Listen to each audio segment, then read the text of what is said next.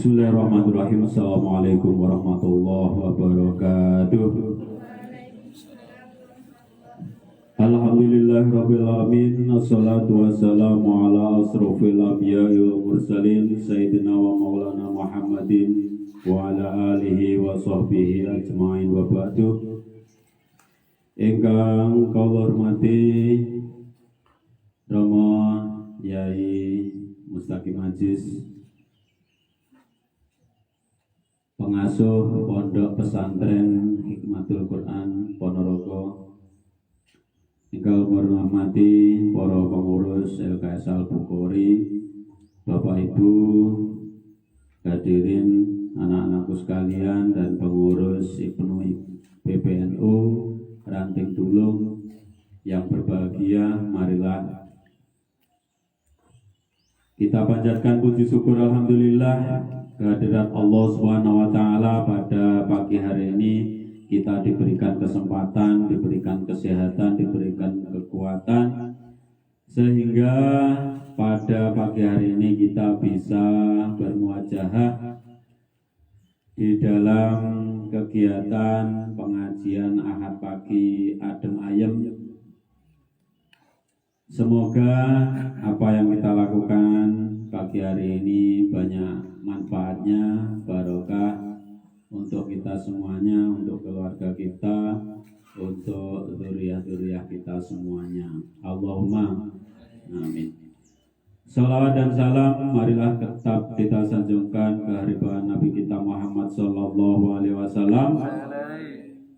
Semoga kita juga bisa mengilhami dalam kehidupan beliau dan juga bisa mengikuti apa yang beliau perintahkan, apa yang beliau sampaikan, apa yang beliau contohkan, sehingga kita menjadi umat yang mulia, menjadi orang-orang yang baik, yang soleh dan solehah, menjalani kehidupan ini dengan gembira, dengan senang hati, dan selalu bersyukur, tidak ada kurang suatu apapun.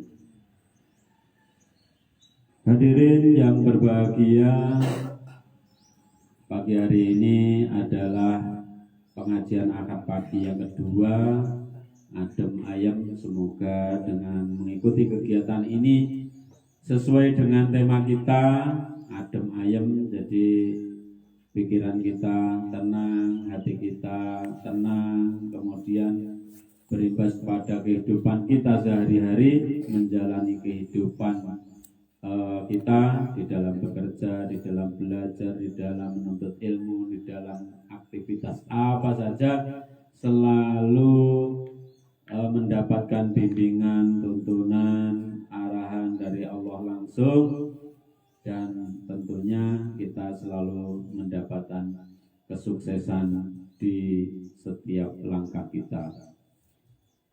Bapak Ibu sekalian, anak-anakku yang berbahagia dan juga pemirsa di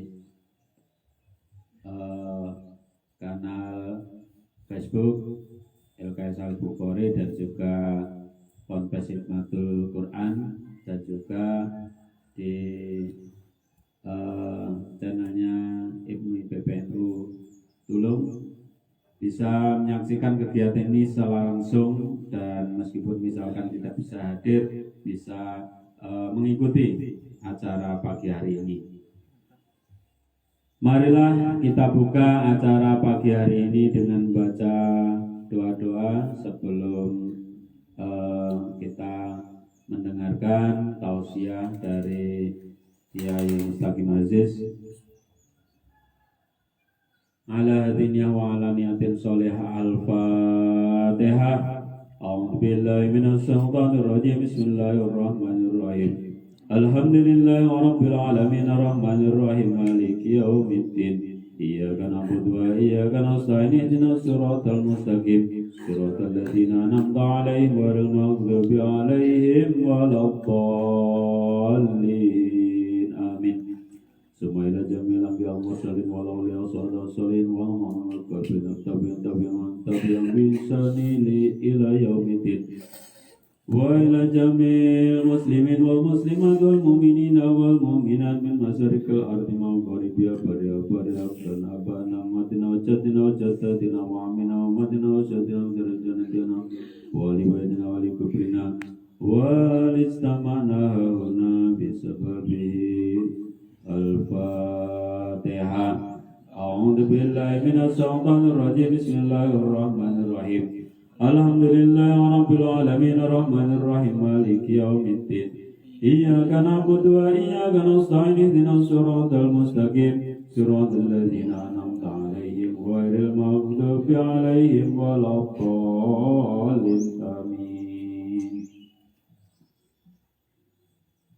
Selanjutnya marilah kita dengarkan tausiah ngaji bersama Kiai Mustaqim Aziz, pengasuh Pondok Pesantren Hikmatul Quran Ponorogo. Pada beliau secukupnya, nanti sampai jam 8 waktunya kami persilahkan, monggo.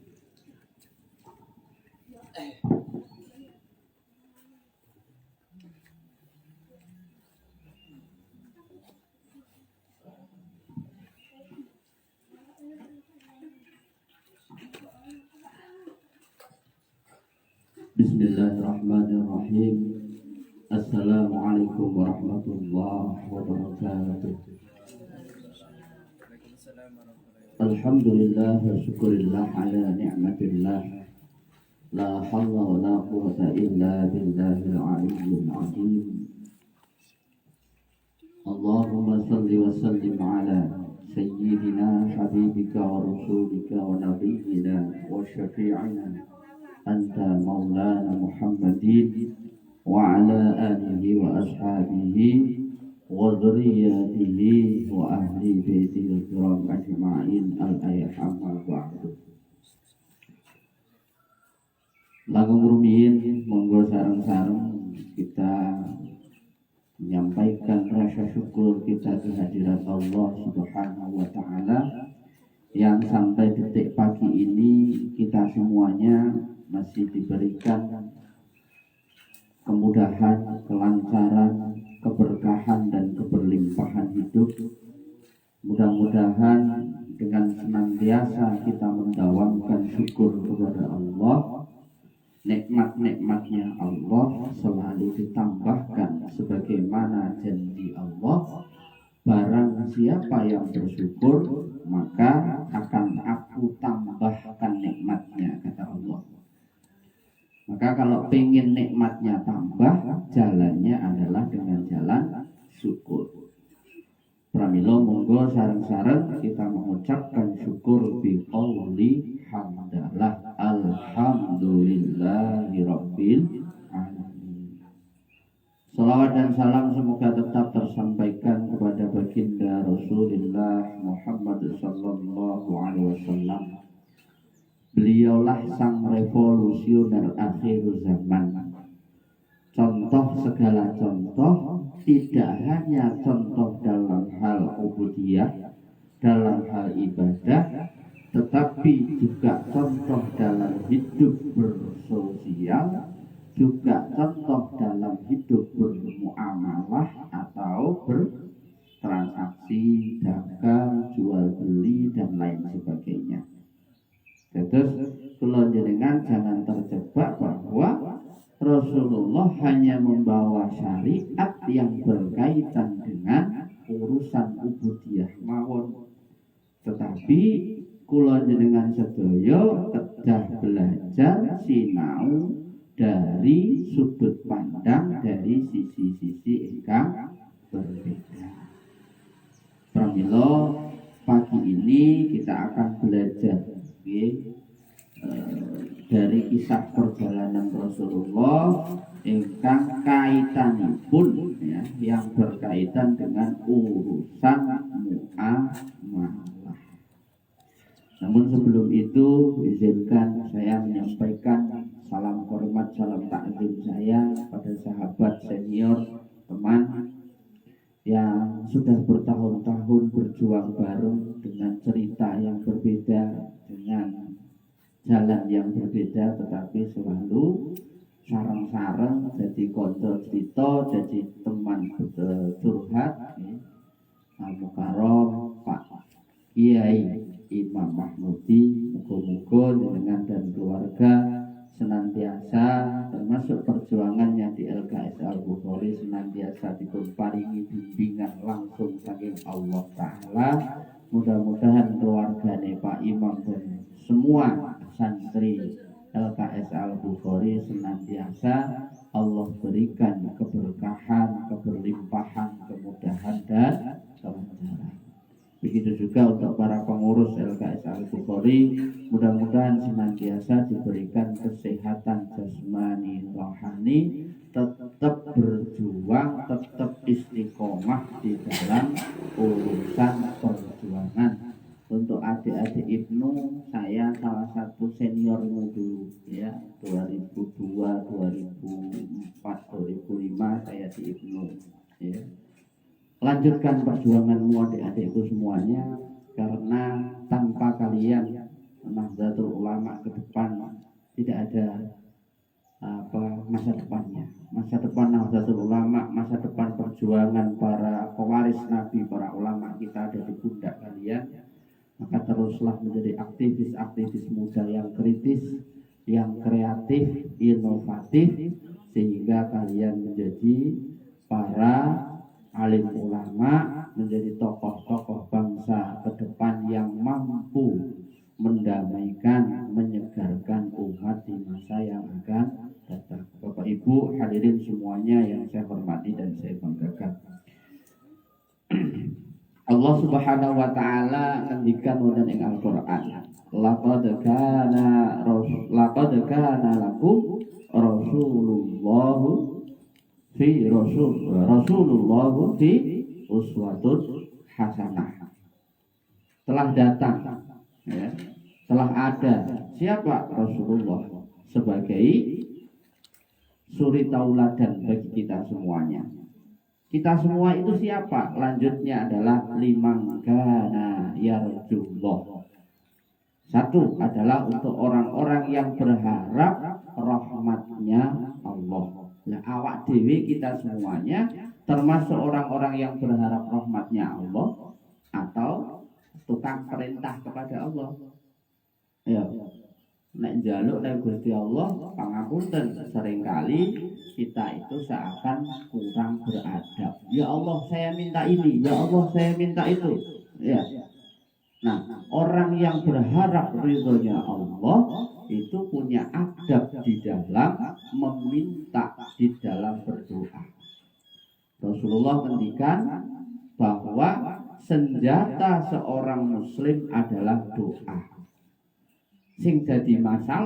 Yang jadi masalah adalah problemnya kula jenengan sedaya dan secara umum kadang-kadang tidak memahami bagaimana tata cara, adab, kesopanan di dalam memohon kepada Allah.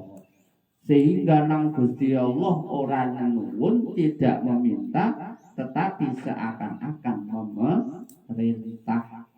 Lah Gusti Allah itu Tuhan kita, Allah itu Tuhan kita, Allah itu pemilik kita. Maka jangan sampai kita berharap berdoa itu tanpa adab, koyok perintah. Makanya saya sering sampaikan ke santri di Hikmatul Quran, karena kebetulan ya di Hikmatul Quran santrinya tidak hanya anak-anak yang sekolah SMP, SMK, tapi juga banyak orang-orang yang bermasalah hidupnya, baik masalah ekonomi hancur, sing kisruh karo keluargane, ya sampai cerai gitu kan, ada yang jadi buronan perbankan dan seterusnya. Nah, wonten sing ngoten-ngoten niku Bu. Ya. Bahkan ada yang mantan pejabat ini sudah 6 bulan di pondok ya. Kemarin menyatakan diri, istri dan anak-anaknya mau diboyong ke pondok, mau derek membersamai perjuangan kami di pondok. Kenapa? Karena ternyata perjalanan hidupnya selama ini sampai jadi pejabat, akhirnya di akhir perjalanannya niki di usia tua yang mestinya menikmati masa pensiun dengan indah, ternyata justru mengalami cobaan hidup yang sangat luar biasa. Ada 2 orang yang mantan pejabat. Nah, kenapa begitu? Karena salah satunya tadi, Allah tidak dianggap sebagai Tuhan sebagai pemilik diri kita dan pemilik alam semesta, tetapi Allah kita tempatkan seakan-akan sebagai pembantu. Nyatanya, ya Allah, aku minta begini, ya Allah, aku minta begitu. Tapi lo adik-adik, bapak ibu semuanya, monggo disinau, direfleksi, dievaluasi lagi. Carane awake dhewe nuwun, meminta, berharap, berdoa kepada Allah niki sudah sesuai dengan tuntunan apa belum? Mayoritas dereng. Ini yang pertama. Ya Rasulullah, liman kana ya Rasulullah. Kanjeng Nabi jadi panutan, jadi suri tauladan kepada bagi orang-orang yang berharap rahmat, berharap ridhonya Allah. Yang pertama. Yang kedua adalah wal yaumil akhir. Orang-orang yang hidupnya berorientasi kepada kepentingan akhirat. Artinya nopo? Tidak hanya dalam hal ubudiyah, sholat, ngaji, zakat, poso, sedekah yang berharap ridho Allah, tapi termasuk di dalam muamalah, dol tinuku, ya, belanja, jualan, ya, apapun itu yang dilaksanakan adalah berharap ridho Allah. Enten salah setunggal cerita, kula mireng saking YouTube, ya, saking YouTube-nya Ustadz Abdul Somad pada saat itu beliau cerita, kemudian saya beli bukunya 1001 doa yang terkabul. Di sana diceritakan, ya, jadi kenapa sih dungane awake dhewe selama ini kok koyo-koyo? Sepertinya banyak yang belum Allah kabulkan. Kenapa? Nah niki cara sing dadi napa niku? Pelapisnya apa? Sing dadi perisainya apa? Itu diulas. Nah, di daerah Riau ada dua kampung, dua desa. Yang satu desa niku ketika nandur sawit diniati muga-muga oleh duit, ya. Nandur sawit muga-muga oleh duit, duite kena tinggi ngibadah. Ada satu desa yang diniatkan ketika nanam sawit itu oleh tokoh agamanya disarankan niatnya bismillah nandur sawit tinggi budal haji. Apa yang terjadi? Setelah 15 tahun, 20 tahun kemudian yang terjadi, desa yang kedua ini yang niatnya ketika nanam adalah bismillah nandur sawit untuk berangkat haji ini, ya, lebih dari 60% penduduknya sudah umroh haji. Perbedaannya hanya di niat. Yang satu niatnya nandur, dodolan, muga-muga oleh duitnya kena tinggi ibadah, bisa untuk beribadah. Yang kedua niat jualan, nanam dan seterusnya, niatnya adalah dapat duit jualan untuk ibadah. Ternyata hasilnya lebih spektakuler yang kedua. Jadi innama a'malu binniat, dan dari niat ini juga penting. Carane beradab dalam berdoa itu juga penting. Jadi apapun yang kita kerjakan, adik-adik mau sekolah, berjuang di IPNU, IPPNU, ya kan, melayani masyarakat, aktif di kegiatan sosial, maupun di dalam muamalah, monggo sarang-sarang diniati satu. Ilahi anta maksudi wa ridhoka matlubi. Nopo mawon apapun yang kita kerjakan cukup niatnya satu. Ilahi anta maksudi wa ridhoka matlubi. Ya Allah, aku berniat melakukan pekerjaan ini, kegiatan ini hanya karena berharap ridho. Titik. Soal kemudian ridhone Allah nanti turunnya itu apa sampean sekolah didadekno juara, prestasi, atau mungkin sampean gawe video apa juk-juk viral, gitu ya. Ibu-ibu, bapak-bapak, ya. Mungkin kemudian akhirnya dari situ jenengan terkenal. Begitu banyak cara Allah untuk mengangkat derajat manusia. Dalam Al-Quran Allah katakan, berdoalah maka akan aku kabulkan, kata Allah. Ibnu Athaillah di dalam Al-Hikam, di dalam kitab Hikam mengatakan, menjelaskan ayat ini. Kalau singkat, penjelasan Ibnu Athaillah adalah soal kapan ya janjinya Allah bahwa setiap doa pasti akan dikabulkan, itu pasti akan dikabulkan. Cuman kapan waktunya, di mana tempatnya, bagaimana caranya, itu hak prerogatifnya Allah, bukan hak kula jenengan semua. Contoh, ya kan? Jenengan dodolan sesuatu, niatnya ya Allah minta dari sini bisa menghasilkan duit 1 juta, 10 juta dan seterusnya misalkan. Ternyata hasilnya nggak sesuai, kecewa.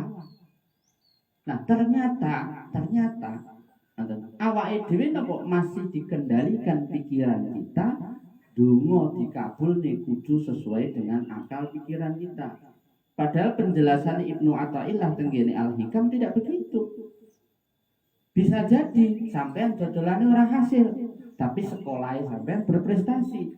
Ibu-ibu bisa jadi dodolane ya kurang berhasil, tapi anaknya dimudahkan di dalam menghafal Al-Quran misalkan dan lain sebagainya. Nah itu salah satu yang saya rasakan. Dulu saya sering minta, ya Allah berikan rezeki yang begini-begini, punya utang, macam-macam begitu. Ternyata yang Allah kabulkan dulu bukan urusan harta, bukan urusan ekonomi ibu, tetapi Allah angkat derajat saya, diawali dengan anak saya yang kelas 2 SMP pada saat itu 13-14 bulan di pondok, alhamdulillah rampung setoran hafalan Al-Qur'annya.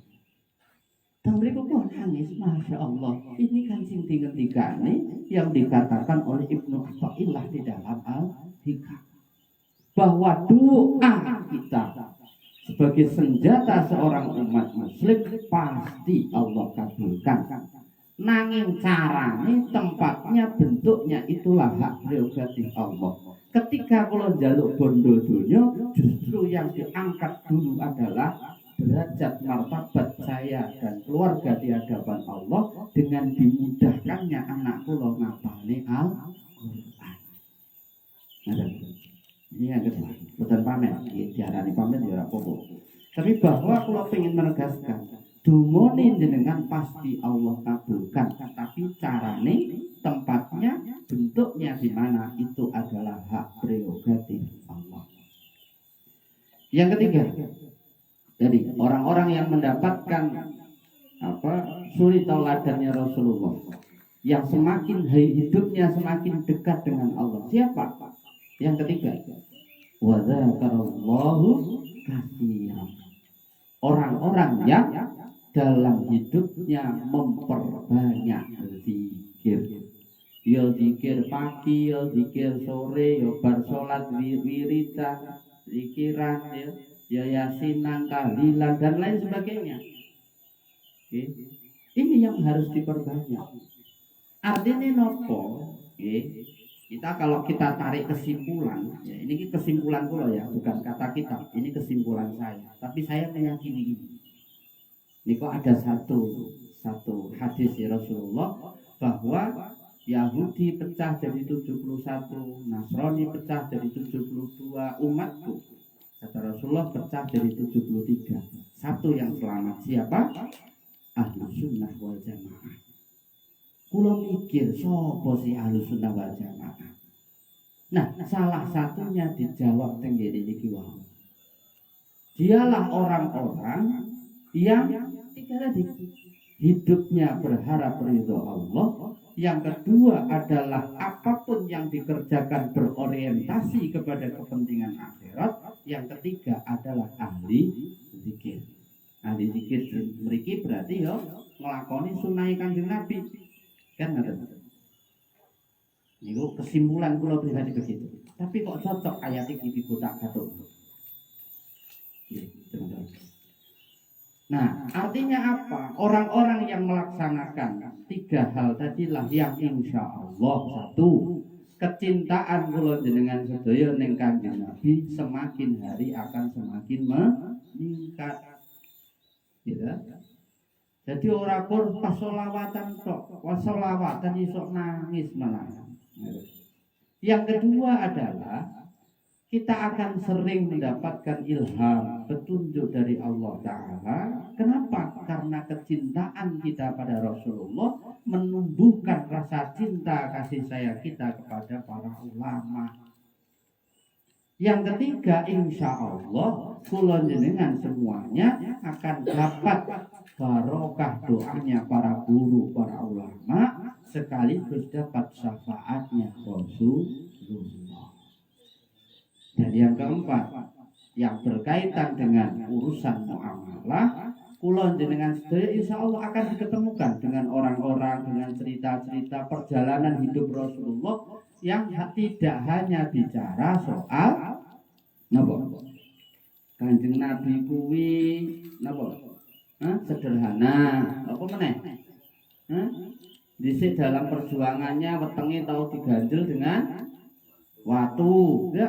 Tidak hanya cerita-cerita keprihatinan Rasulullah, tetapi termasuk cerita bagaimana Rasulullah menjadi seorang entrepreneur, menjadi seorang yang kaya raya luar biasa. Nah, ini motivasi untuk adik-adik semuanya, termasuk ibu, bapak semuanya, para pemirsa di online semuanya, ya. Salah satu sistem pendidikan kita yang sering kali saya kritik adalah kenapa sistem pendidikan kita tidak mencontoh pendidikannya Allah yang dilakukan kepada Rasulullah. Apa? Satu, di usia 8 tahun, 8 tahun sampai bisa ngopo. Pas usia 8 tahun, dek, kalian usia 8 tahun ini berarti kelas loro SD. Kira-kira iso apa? Wis iso angon wedhus apa durung? Hah? Derek. Nah, Kanjeng Nabi usia 8 tahun sudah menggembala kambing. Artinya sudah bisa membantu orang tua, membantu. Ya, pada saat itu beliau sudah nggak punya orang tua apalagi. Wis iso nyambut gawe. Usia 12 tahun Rasulullah ikutlah siapa? Ikut siapa? Pamannya siapa namanya? Ikut pamannya Abu Thalib berdagang kemana? Ke Syam, ke negeri Syam, ke Syria. Ekspor impor, bayangkan 13 tahun deh, 13 tahun ini berarti lulus SD. Ya, kelas di SMP wis belajar ekspor impor, ikut pamannya ke luar negeri untuk berdagang ekspor impor. Lah awake dhewe putrane jenengan Bu 13 tahun isane napa, Bu? Kadang-kadang tentu iku sing kula. Ya, makanya saya berharap jika di LKS Al-Bukhari khususnya, ya, para santri sampai adik-adik Ibnu semuanya, ya, mulai sekarang mumpung masih muda, yuk belajar tentang muamalah, belajar tentang bisnis. Bayangno 13 tahun Rasulullah wis dadi eksportir. Saka negara liya, saka Syam, dari Yordan. Kemudian dari mana lagi? Kalau sekarang Bosnia dan seterusnya, ya, pulangnya bawa barang. 12 tahun sampai bayangnya. 17 tahun kena sekolah berarti lulus SMA. Benar? Kelas 3 SMA ya? SMA kelas 3. 17 tahun itu Rasulullah sudah punya bisnis sendiri. Wis wani mimpin perdagangan ke luar negeri sendiri, tidak lagi ikut dengan pamannya. Bayangkan.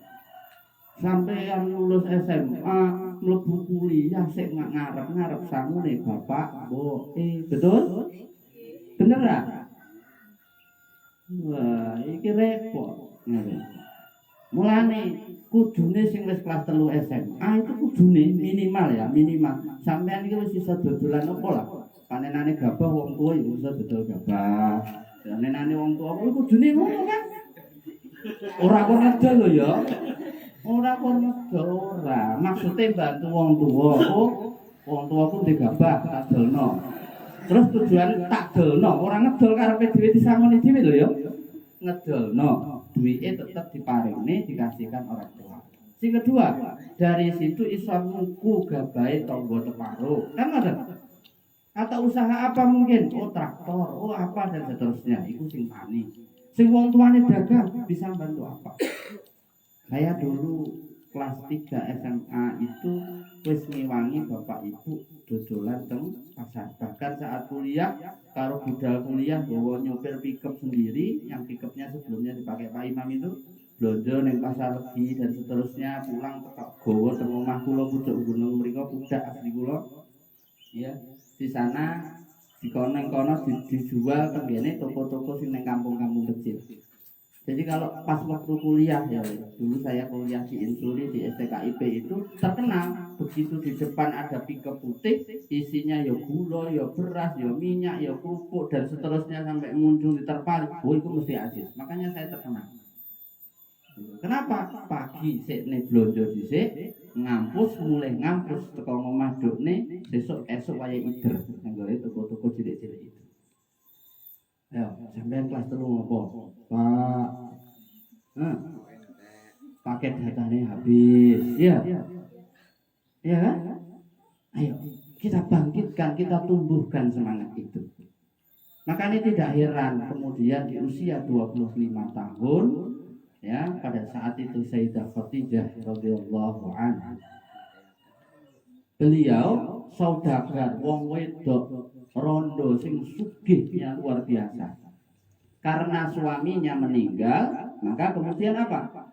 Beliau butuh sosok seorang manajer yang mampu mengelola bisnisnya Sayyidah Khadijah. Golek cerita iki anak buahku, karyawanku akeh sing lanang, ya banyak yang laki-laki, suami sudah meninggal. Saya nggak mungkin bisa memimpin mereka. Maka carilah sesosok pemuda yang mampu memimpin perusahaan besarnya Sayyidah Khadijah.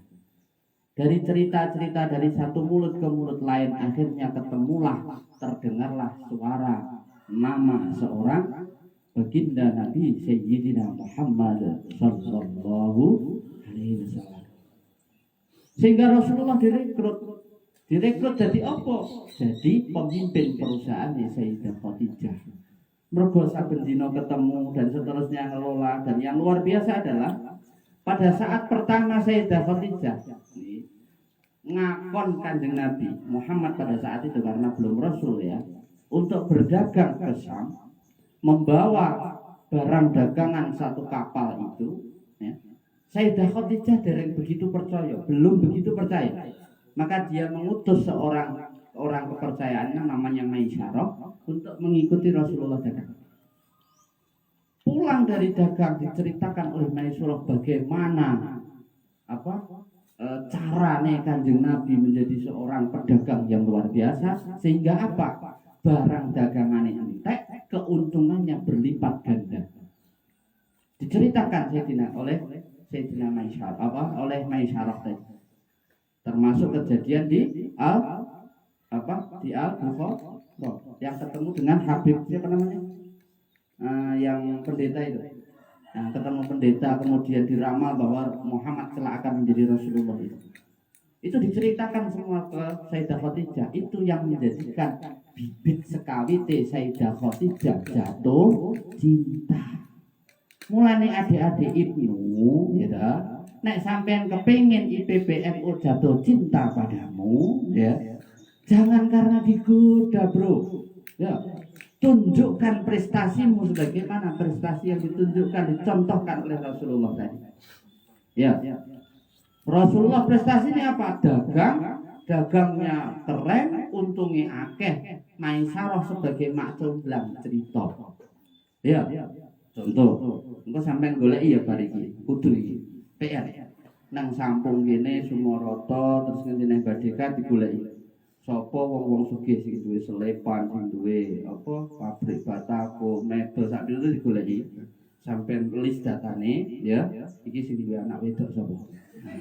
Jadi di PR iki tenan ya. Sing nomor loro PR nek wis ngono berarti sampeyan datangi bapaknya. Bukan melamar anaknya dulu. Pak, saya pengen kerja sama. Saya bisa menjual barang Anda, sebulan saya bisa menghasilkan omset 100 juta. Bagaimana, Pak? Ngono. Ya. Nah, carane piye nanti tanya sama Pak Yai Imam. Tanya. Nanti di sini bisa belajar online dan seterusnya bagaimana bisa menjualkan hasil juragan tadi omsetnya iso gede. Nah, wis ngono apa?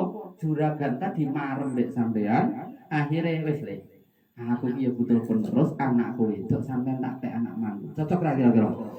Cocok ra kira-kira? Ngono carane ya. Engko sing IPP jatuh cinta sampai jangan karena dirayu wajahmu bagaikan rembulan malam yang menyinari hatiku yang lagi gabut. Enggak ngono ya.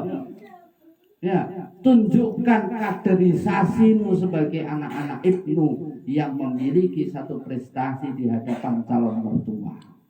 Ya. Jadi besok teko ning gone mertua ora kok nggowo oleh-oleh sak kresek terus mulih nggowo telung sak ora le, ya.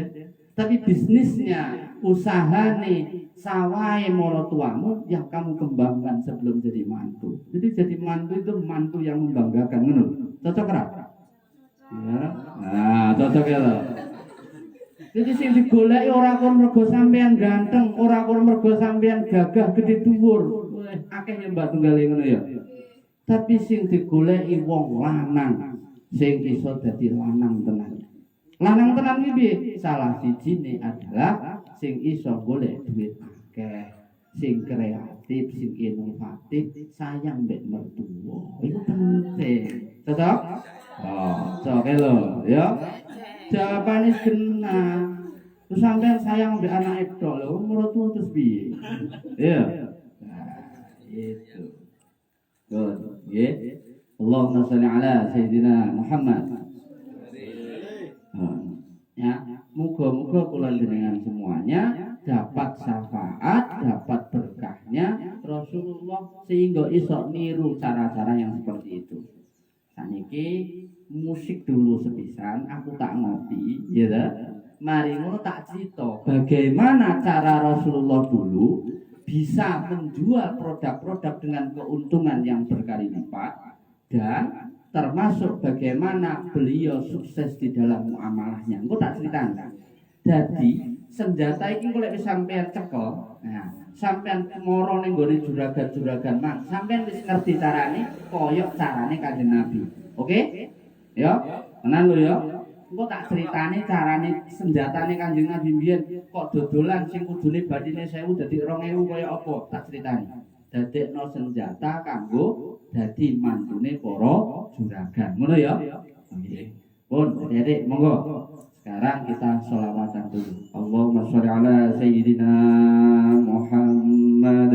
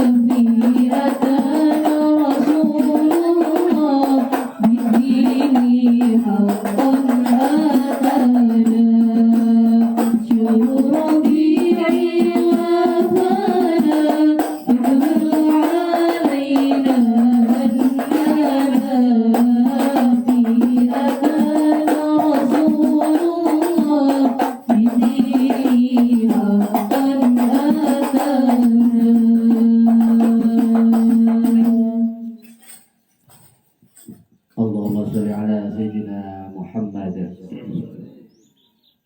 Nah, saiki wayahe cerita, ya ta?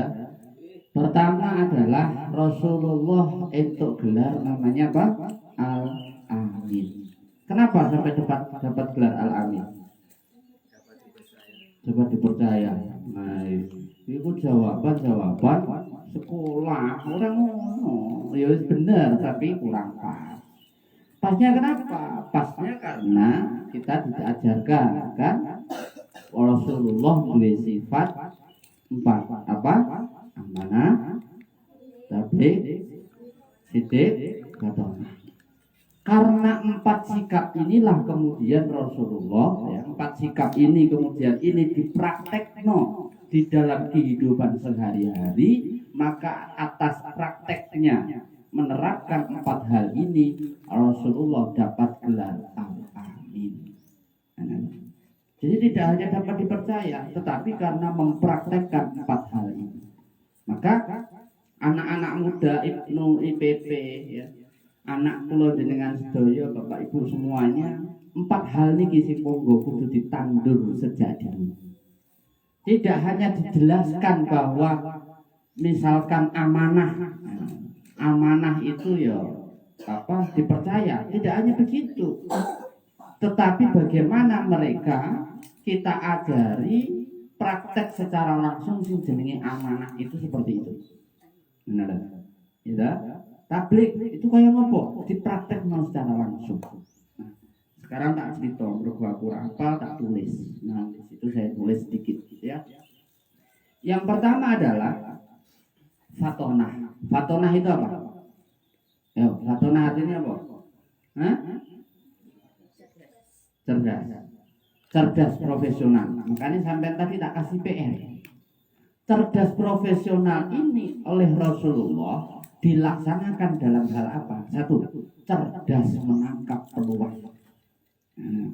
Salah satu peluangnya tadi caranya sampai tulis ya, juragan yang Sampung, Sumoroto, berarti kan ditulis. Nah itu salah satu cara cerdas. Cara cerdas kedua apa? Sampean ketika kumpul karo tingkat PAC, kumpul di tingkat PC misalkan, kenal teman-teman dari berbagai kecamatan lain dan seterusnya, sampai harus menciptakan peluang. Nang kono enek opo, ning kene enek opo dan seterusnya. Belajar di medsos, gabung di grup-grup medsos, harus pintar menangkap peluang. Nah, peluang itu bisa ditangkap ketika sampean apa? Sampean tabligh. Tabligh itu apa? Komunikatif. Ya, transparan, syiar. Itu tabligh. Maka yang diterapkan Rasulullah dengan sifat tablighnya ini adalah ketika Rasulullah ikut berdagang ke Syam, ke Bahrain, ke Yaman, terus kemana lagi? ke Musafir, ke Hijaz, ke Yordan, ke Suriah. Tadi apa yang dilakukan? Ketika dalam perjalanan beliau selalu mengenal atau berkenalan dengan banyak orang. Corok dalili awake dhewe, barang siapa yang memperbanyak silaturahim maka akan dipanjangkan usianya, diberkahi hidupnya, dimudahkan urusannya. Betul? Itu prakteknya tablik. Maka sampean, mas-mas, mbak-mbak, adik-adik semuanya, bapak ibu ya, ayo setiap hari kita harus menambah minimal 1 orang kenalan baru. Entah itu di online, entah di offline. Tujuannya apa? Silaturahim. Silaturahim dengan cara yang komunikatif, aktif. Aktif itu piye? Ora kok nyeyelan enggak, ya aktif. Pak, Bu, ini jenengan ngeten iki panen napa dan seterusnya. Oh, ngoten niku sadene teng pundi, ya. Teng mriko regane pinten dan seterusnya. Ini kalian sedang mengumpulkan database. Oh, gampang ning kene regane sakmene, nang kono kok sakmene. Oh, berarti iki peluang. Aku iso tuku nang kono tak dorene, iya enggak? Contoh. Ya, tablik, transparan, komunikatif, syiar. Ya itu caranya. Maka dengan silaturahim sampean menggali potensi dari masing-masing orang yang sampean ajak ngobrol, digali. Ayo, kemampuanmu apa? Oh, saya pintar desain grafis. Terus sudah punya channel YouTube apa belum? Loh, kenapa? Saya bisa ngajari bikin apa channel YouTube seperti punyanya LKS Bukhari. Kalau sekali online yang nonton 1.000 orang, 2.000 orang, ya, keren nggak? Yang ngajar adalah santri Al-Bukhari, LKSA. Loh, LKSA-mu ya jadi terkenal, ya. Mereka orang yang sampean ajak silaturahim juga dapat berkahnya. Maka sehari ayo upayakan mengenal minimal 1 orang tablik. Ya. Nah, cerita tentang soal apa fatonah cerdas profesional tadi ya, termasuk tablik ini, ada satu cerita yang luar biasa. Apa ceritanya? Pada suatu ketika ada seorang pedagang, ya, namanya adalah Rabi bin Badr. Rabi bin Badr ini dulu sering membeli dagangnya barang dagangannya Rasulullah. Ketika Rasulullah mengirim ke daerah asalnya, ya, ke tempatnya Rabi bin Badr ini. Nah, karena kemudian setelah Rasulullah diangkat menjadi Rasul itu, beliau tidak lagi berdagang. Maka kemudian apa yang dilakukan? Ya, ketika ketemu dengan Rabi bin Badr, Rasulullah mengatakan, masihkah engkau mengenal diriku? Apa kata Rabi bin Badr? Masih ya Rasulullah. Karena sesungguhnya sepanjang perjalanan hidup saya berbisnis, saya baru menemukan 1 orang yang paling amanah, paling jujur, paling menyenangkan adalah engkau. Ini testimoni seorang Rabi bin Badr, seorang saudagar kaya ketika Rasulullah sudah hidup. Maka sampai komunikatif di dalam silaturahim.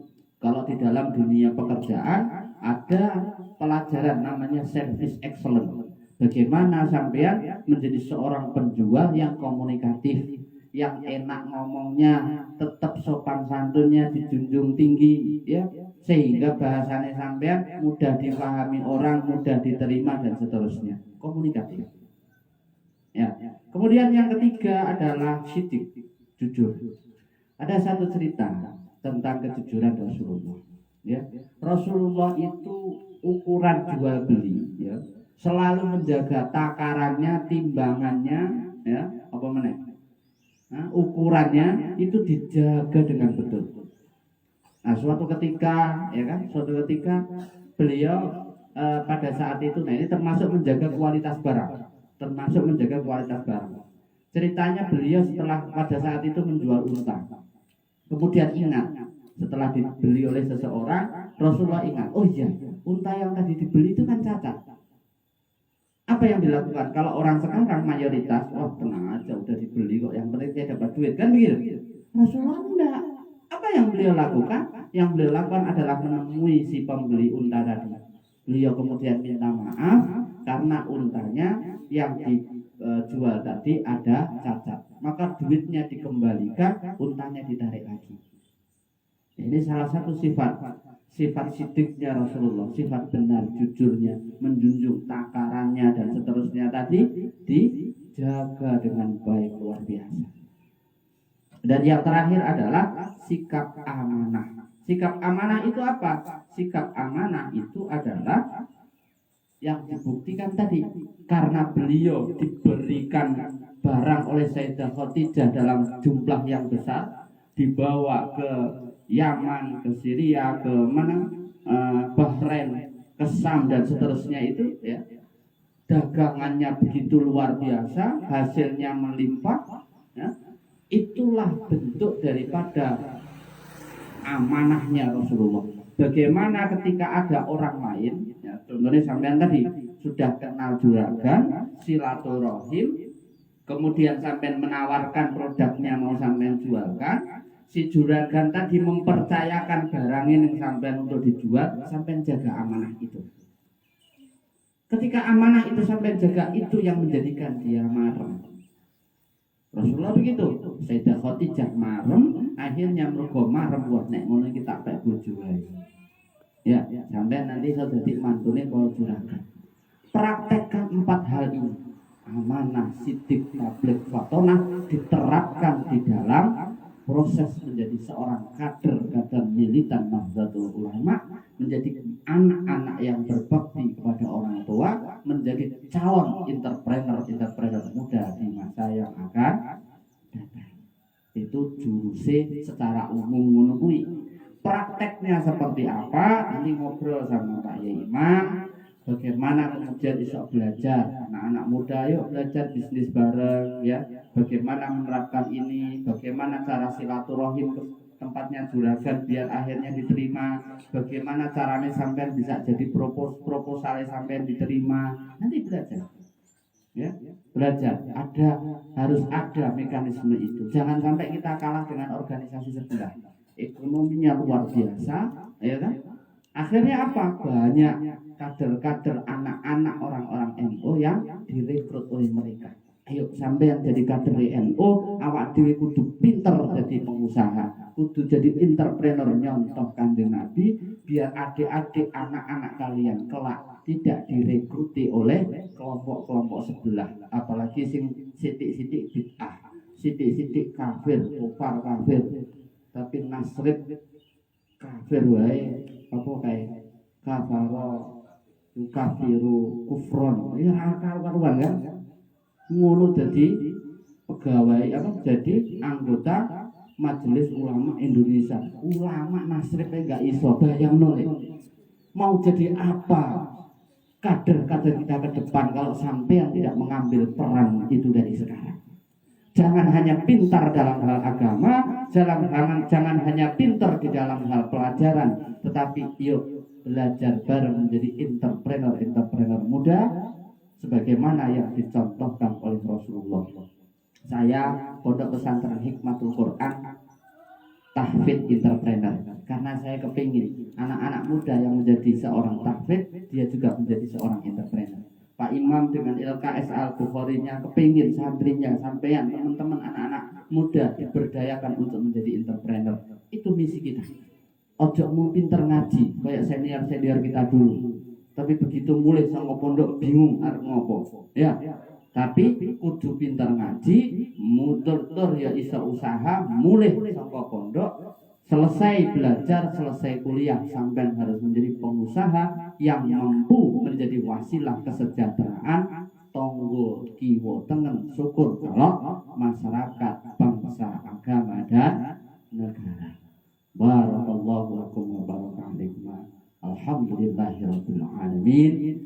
Muga-muga apa yang kita pelajari pagi hari ini menjadi satu inspirasi bagi kita agar kita ke depan ditakdirkan oleh Allah menjadi seorang pengusaha hebat. Terakhir kurang sidik tadi ya. Setelah Rasulullah kaya, kemudian kekayaan Rasulullah dihabiskan untuk dakwah. Makanya Pak Yai Imam dan semuanya merumat anak-anak di LKS Al-Bukhari dengan cara gratis. Kami di Hikmatul Quran, baik anak-anak, bapak-bapak, semua kita gratiskan. SPP gratis, makan minum gratis, bahkan yang tidak bisa sekolah, SPP sekolah kita bayar. Tanpa kita harus meminta-minta ke sana, mengumpulkan sumbangan, enggak. Nah, pokoknya gratis. Kenapa? Karena mempraktekkan tadi, mempraktekkan ajarannya Kanjeng Nabi. Mudah-mudahan dengan harapan kula jenengan semuanya, satu minta doa restunya saya, Pak Imam dan semua orang-orang di luar sana yang berjuang memati Kanjeng Nabi, dan panjenengan semua kelak diakui sebagai umat Rasulullah yang mendapatkan syafaatnya di yaumil qiyamah. Amin Allahumma amin. Al-Fatihah.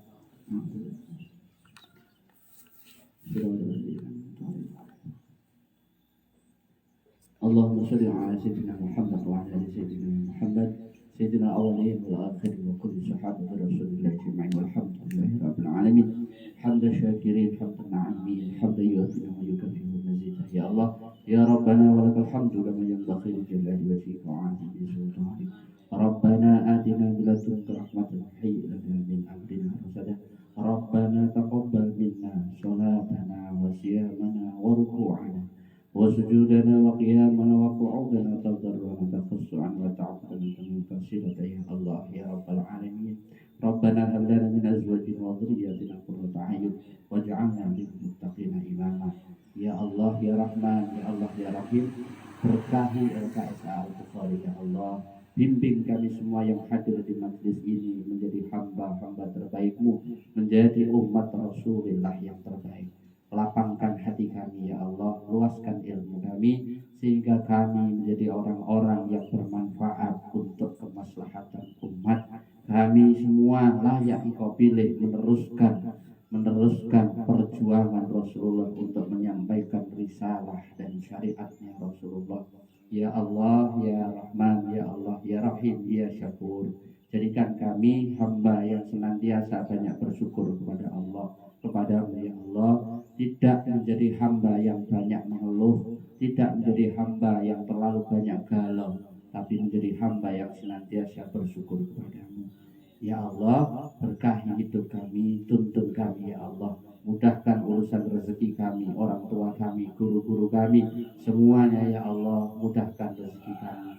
Allahumma barik lana fi umurina, wa barik lana fi rizkina, wa barik lana fi hayatina min hawaidin wal akhirah. Rabbana atina fid dunya hasanah wa fil akhirati hasanah wa qina adzabannar. Subhana rabbika rabbil izzati amma yasifun. Salamun alal mursalin walhamdulillahi rabbil alamin. Mohon maaf atas segala ucapan, tindakan yang kurang berkenan di hati. Mudah-mudahan sedikit yang saya sampaikan menjadi satu inspirasi untuk kita semuanya, bahwa begitu luar biasa Rasulullah, sehingga dalam hidup kita semakin mencintai Rasulullah. Tidak hanya mencintai sunnahnya, tetapi mencintai perjalanan hidupnya, mencintai fisiknya, mencintai perilaku dan karakter Rasulullah, sehingga kita mampu menjadi umat-umat terpilihnya. Billahi taufiq wal hidayah. Wassalamualaikum warahmatullahi wabarakatuh.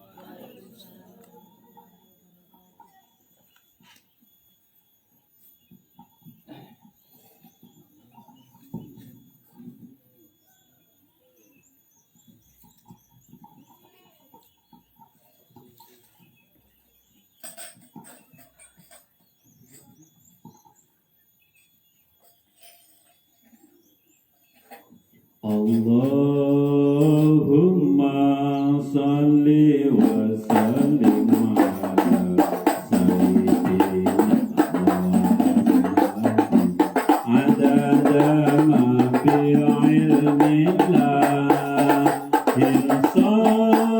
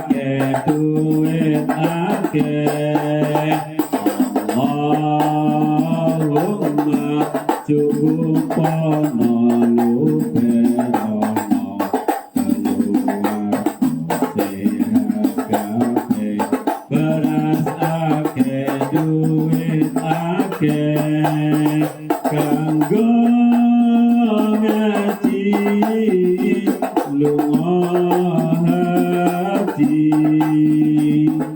barokahe nabi wali sing sekolah padha pinter besok gede dadi dokter.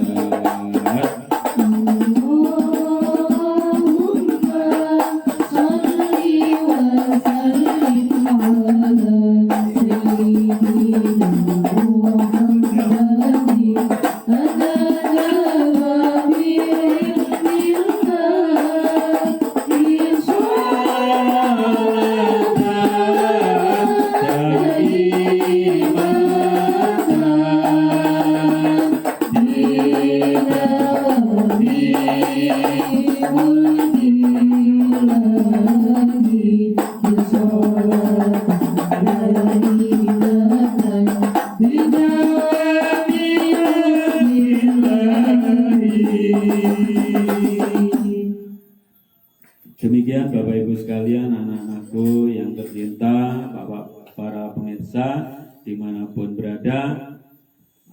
Di akhir kegiatan ini, mari kita tutup bersama dengan baca kafaratul majlis. Subhanakallahumma wa bihamdika asyhadu an la ilaha illa anta astaghfiruka wa atubu ilaik. Dari kami dalam bahkan kegiatan pada pagi hari ini, pengajian pagi, dan nanti akan kita lanjutkan di akad pagi berikutnya dengan tema-tema dan juga para kiai, para ustadz yang akan ngaji bersama kita. Mohon maaf apabila ada kesalahan. Wallahul muwaffiq ila aqwamit thoriq. Assalamualaikum warahmatullahi wabarakatuh.